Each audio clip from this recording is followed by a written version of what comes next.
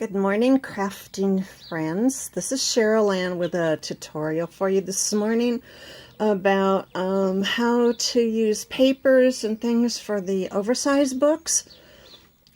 Today is Tuesday, June 19th. You know, I really love these oversized books. I just did this one on the West. I just measured it. She's 11 and 3/4 long, and then I get these books from our library. You can see the other one I bought is just a little shorter. So this one here is, let me double check.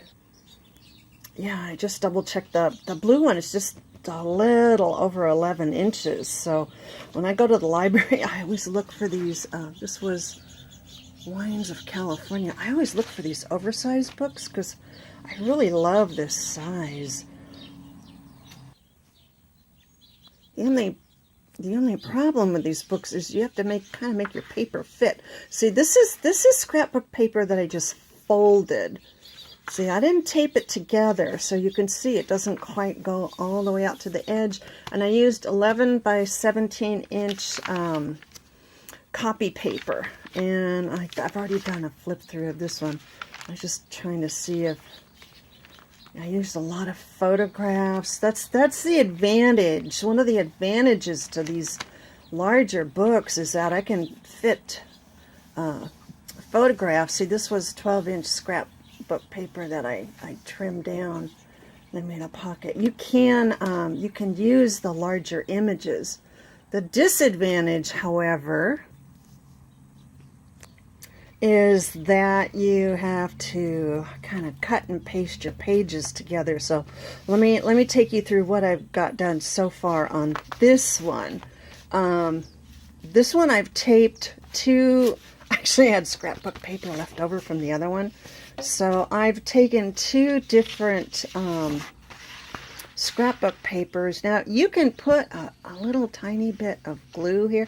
I didn't on these because I haven't had any problems with them coming apart. And you know, my own personal journal, which is almost a year old, that's what I did, and like I said, I haven't had any problems. So what I did was I just took, this is your 12 by 12, I just folded it I just folded it in half, and then see, I had this much that I had to fill up. So I took another sheet and I folded it in half and cut it, and then I just taped the two together. I did also have to trim these for this particular book. So here's another two.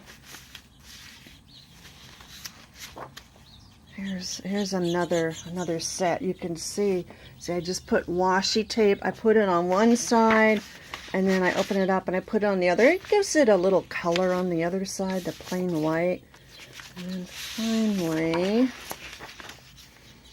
this one had the little foxes. And this one's going to be on the Eastern Sierra, the Sierra Nevada.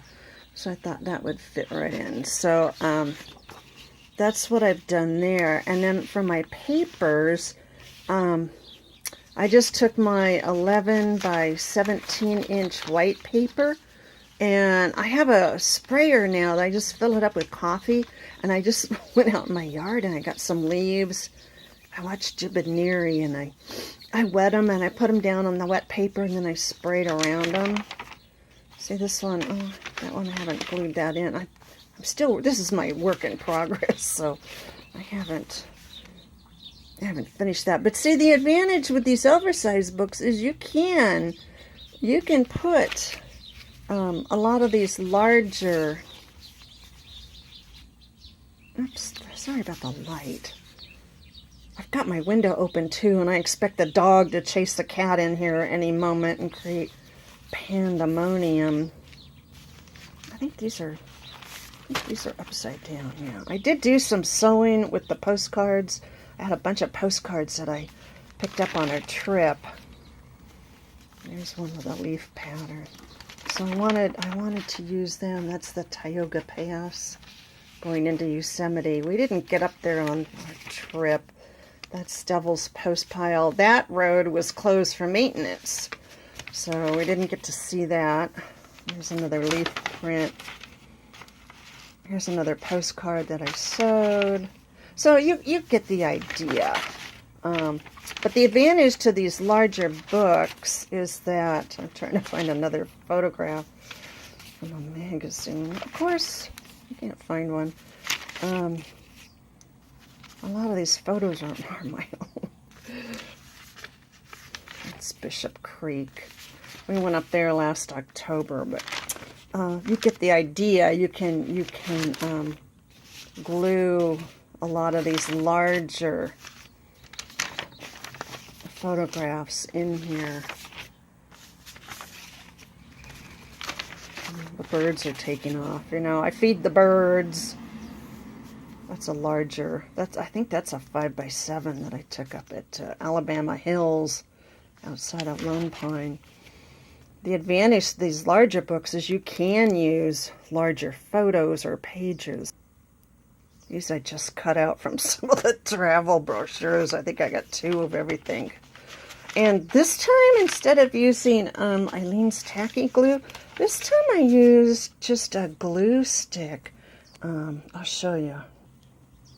I picked these up at Dollar Tree, so they were 4 for $1. But you know what? I'm feeling this, and it really did a good job. I was thinking about sewing around it, and I still might do that. I don't know, but it does seem to be a little flatter than using the more wet Eileen's tacky glue.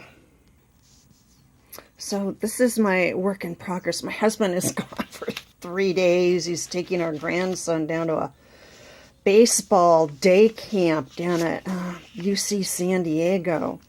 They live in Temecula, so I thought this would be a good bonding experience for Grandpa. You know, he coached our daughter when she was in softball.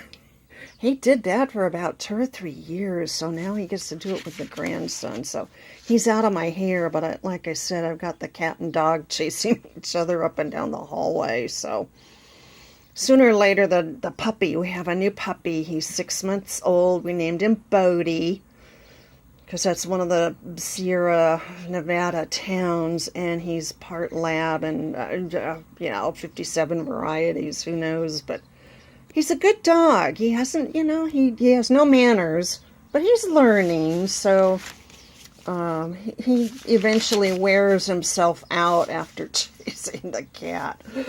So when this one gets done, I'll come back and do a flip through.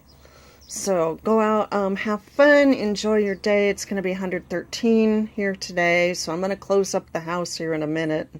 Won't be able to hear the birds any longer.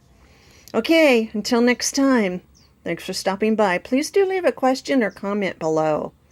Thanks. Bye-bye.